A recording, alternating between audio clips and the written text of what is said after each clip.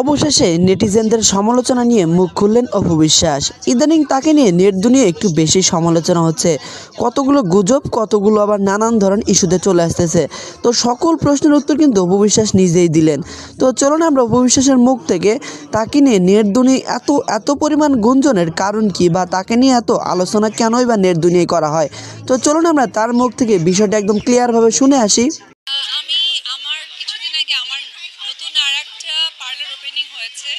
তো সেইখানে আপনাদের সকলকে আমি কাছে পেয়েছিলাম এবং এটা আমি ভীষণ ডিটেইলিংয়ে বলেছিলাম ওপেনিং এর বিষয়ে। কিন্তু এখানে আরেকটা ভাই যেহেতু আমাকে প্রশ্ন করলেন, আমি এটুকুই বলবো যে কোনো কাজই ছোট নয়।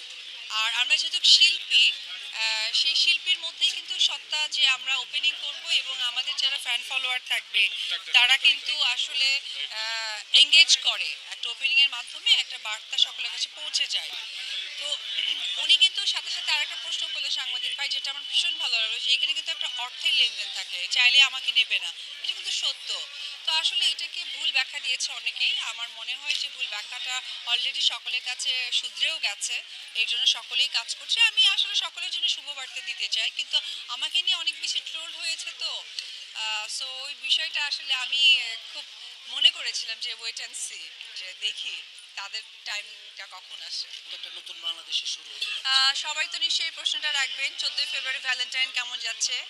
আমি চাইবো যে আমাদের 12 তারিখে যেহেতু ইলেকশন, সিলেকশনের পরপরই ভ্যালেন্টাইন সত্যি মানে একদম এইবারে ভ্যালেন্টাইন জন্য স্পেশাল একটা ভ্যালেন্টাইন হয়। দেশের প্রত্যেকটা মানুষ যেন সেই স্পেশালটা আমরা ফিল করতে পারি, এই চাওয়া পাওয়াই থাকবে। আর সর্বোপরি বলবো যে কারা হচ্ছেন বা সেটা তো আমরা জানি না, তবে অগ্রিম শুভকামনা যে আমাদের দেশের যে মহা মানুষটি হচ্ছে অবশ্যই বাংলাদেশের শিরদার উঁচু করেই যেন থাকে, এই আশা থাকবে এবং এই শুভেচ্ছা বার্তা সবসময় থাকবে।